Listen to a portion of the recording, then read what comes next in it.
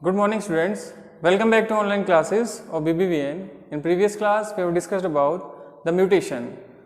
Mutation क्या होते हैं बेटा? जो डीएनए सीक्वेंसेस होती हैं उनमें अल्टरनेशन आ जाना है ना, किसी डीएनए सेगमेंट में अल्टरनेशन आ जाना वो होता है म्यूटेशंस. डिलीशन, इंसर्शन है ना, लॉस, गेन, ये अपन ने पढ़ा था प्रीवियस क्लास में. Today's topic is the genetic disorders. Genetic disorders क्या होते हैं? देखिए बेटा, genetic disorders and number of disorders in human beings, these are the associated with the inheritance of chromosomes और जीन्स. ऐसे जो डिसऑर्डर्स होते हैं, जेनेटिक डिसऑर्डर्स, वो किसी भी जीन या क्रोमोसोम से क्या होते हैं? इनहेरिट होते हैं. तो these are the genetic disorders. Genetic disorders कहलाते हैं. मेनली जो अपनी सिलेबस में दो जेनेटिक डिसऑर्डर्स दे रखे हैं, एक तो है बेटा मेंडेलियन डिसऑर्डर्स और दूसरा है बेटा क्रोमोसोमल डिसऑर्डर्स. क्रोमोसोमल डिसऑर्डर्स, ठीक है. तो मेंडेलियन डिसऑर्डर्स क्या होते हैं? मेंडेलियन डिसऑर्डर्स होते हैं the disorders in which the mainly determine the inheritance of one chromosome और अ सिंगल डीएनए सेगमेंट.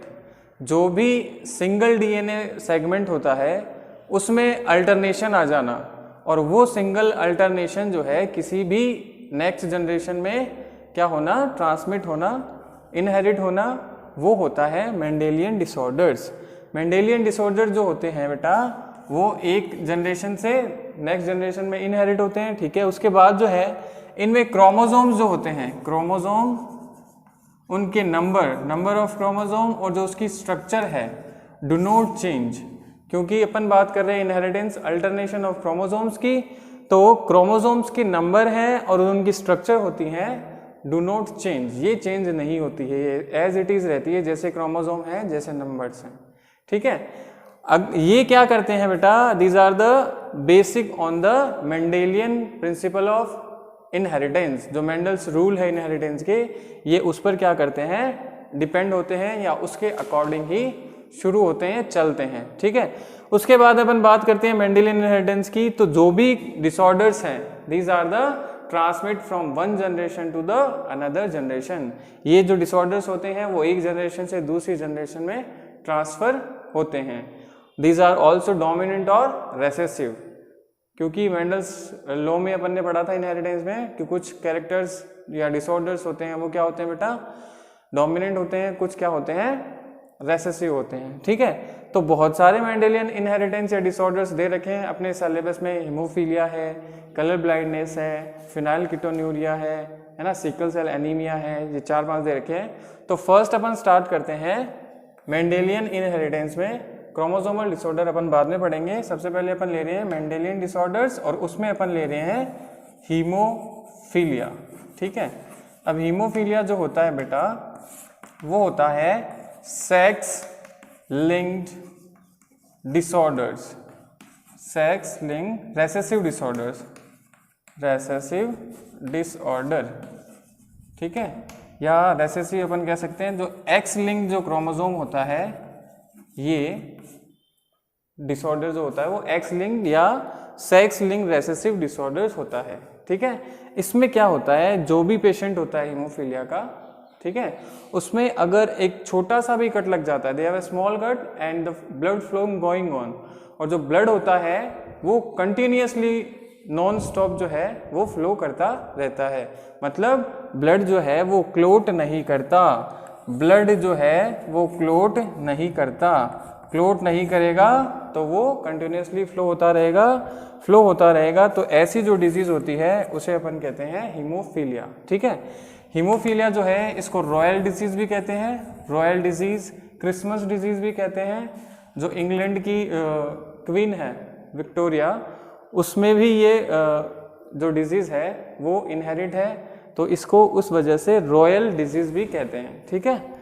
अगर अपन बात करते हैं कि क्लोट क्यों नहीं होता, देखिए बहुत सारी प्रोटीन्स होती है, प्रोटीन कैस्केड होता है जो क्या करता है? ब्लड को क्लोट करता है. लेकिन एक जो ब्लड क्लोट करने वाली कैस्केड होती है प्रोटीन, उसकी क्या हो जाती है? वो अफेक्ट हो जाती है, जिसकी वजह से ब्लड है वो क्लोट नहीं हो पाता, ठीक है. एक्स्ट्रा अगर अपन बात करते हैं तो कैल्शियम जो आयन होता है, calcium ion, it is the essential for the blood clotting, ये भी ब्लड क्लॉट करने के लिए एसेंशियल होता है। लेकिन अगर अपन बात करते हैं कि ब्लड क्लॉट क्यों नहीं होता, तो देयर आर 1 to 13 फैक्टर्स, 13 ऐसे फैक्टर्स हैं जो ब्लड को क्लॉट करते हैं, ठीक है, ऐसा एक्सेप्ट ऑफ कैल्शियम। कैल्शियम तो नेसेसरी होता ही है, उसके अलावा 13 फैक्टर्स होते हैं। ऑब्जेक्टिव क्वेश्चन आ जाता है कि कितने फैक्टर्स है, तो 13 फैक्टर्स। उसमें भी फैक्टर नंबर 8 और फैक्टर नंबर 9, ठीक है, उनकी डेफिशिएंसी से या उनके इफेक्ट से ये नहीं होते हैं, जिसकी वजह से ब्लड क्लॉट नहीं होता। अगर फैक्टर 8 नहीं है तो हीमोफीलिया ए हो जाता है, और अगर फैक्टर बी नहीं होता है तो हो जाता है, 9 नहीं होता है तो हो जाता है हीमोफीलिया बी, ठीक है। तो ये इनमें डिफरेंस क्या है कि भाई हीमोफीलिया ए कब होगा, जब फैक्टर 8 एब्सेंट है, जब हीमोफीलिया बी कब होगा, जब फैक्टर 9 एब्सेंट है, ठीक है। अब क्या होगा कि जो फीमेल होती है, क्योंकि सेक्स लिंक क्रोमोसोम्स है, तो जो फीमेल है, फीमेल कैरी करती है XX क्रोमोसोम, तो ये बेटा ऑलवेज क्या होती है, कैरियर ऑफ हीमोफीलिया, वो क्या होती है, फीमेल, ठीक है। इसको अगर अपन बात करते हैं हीमोफीलिया को भी बेटा ब्लीडर्स डिजीज भी कहते हैं, ब्लीडर्स डिजीज, क्योंकि ये रिलेटेड होती है ब्लड से, है ना, ब्लड से रिलेटेड होती है, इसको ब्लीडर्स डिजीज भी कहते हैं। तो सेक्स लिंक क्रोमोसोमल ये डिसऑर्डर होता है, इसके लिए जो फीमेल होती है इसका कैरियर होती है, और जो मेल होता है बेटा वो होता है सफरर, ठीक है, ये होता है सफरर। ये एग्जाम्पल है सेक्स रिलेटेड डिसऑर्डर्स का। जैसे मान लीजिए कोई भी एक पेडिग्री बना रहे हैं, है ना, कि कोई ग्रेट ग्रैंड मदर है किसी की, फिर उसकी क्या है, ग्रेट ग्रैंड मदर है, फिर उसकी ग्रैंड मदर है, उसके बाद उसकी मदर है, और ये मान लीजिए कि आप हैं, ठीक है। इसी जो ग्रैंड मदर है इसका एक सन भी है ना, और ये जो सन है वो आपके क्या लग रहे हैं, अंकल लग रहे हैं, मामा जो भी है लग रहे हैं, ठीक है। अपन बात करते हैं कि आप क्या हैं, इस टाइम आपकी जो मदर है वो क्या है, कैरियर है, मदर क्या है, कैरियर है, और ये अंकल छोड़िए कैरियर है। तो आप मान लीजिए आप भी यहाँ पर क्या है, कैरियर है ना, आप भी क्या कर रहे हैं, हीमोफीलिया को कैरी कर लिए मान लीजिए, ठीक है। तो यहाँ पर अगर बात करते हैं और आपकी जो मैरिज है मान लीजिए वो करा देते हैं किसी भी इंडिविजुअल से, अननोन इंडिविजुअल है, ये अनरिलेटेड कह सकते हैं, अनरिलेटेड इंडिविजुअल से आपकी मैरिज करा दी, ठीक है, किसी भी, है ना, करा दी।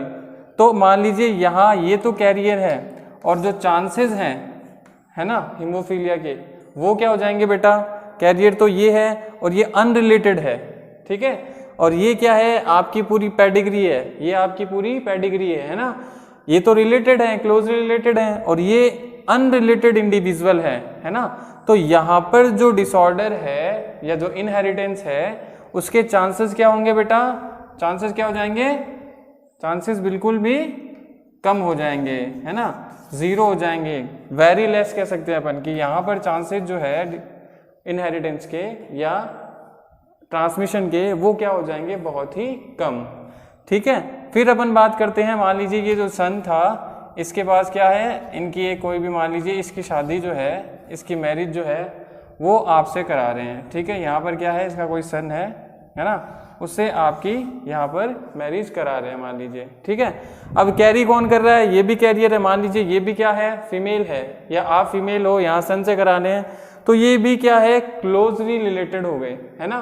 तो क्लोजली रिलेटेड जो भी अपन कह सकते हैं जनरेशन है ना, वहां पर क्या होंगे बेटा, चांस, ट्रांसमिशन के चांस क्या होंगे, वेरी हाई, है ना, क्या होंगे, वेरी हाई, क्योंकि ये क्या हो रहे हैं, क्लोजली रिलेटेड है।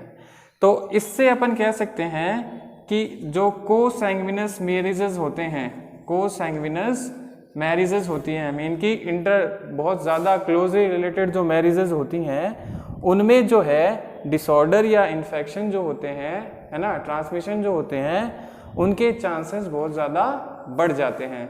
लेकिन जो अनरिलेटेड इंडिविजुअल्स होते हैं उनमें ये इन्फेक्शन या डिसऑर्डर्स या ट्रांसमिशन जो होते हैं उसके चांसेस रहते हैं बहुत ही लेस, वेरी लेस, और जो क्लोजली रिलेटेड होते हैं, इंटर रिलेटेड होते हैं, उनमें कोसैंग्विनस की वजह से ट्रांसमिशन बढ़ जाते हैं। इसीलिए कोसैंग्विनिसिटी बहुत ज़्यादा क्लोजली रिलेटेड जो मैरिजेज हैं वो नहीं होती है, या करवानी चाहिए क्या, कोसैंग्विनस मैरिजेज कराएंगे तो जो ट्रांसमिशन है वो बहुत ज़्यादा उसके चांसेस रहेंगे।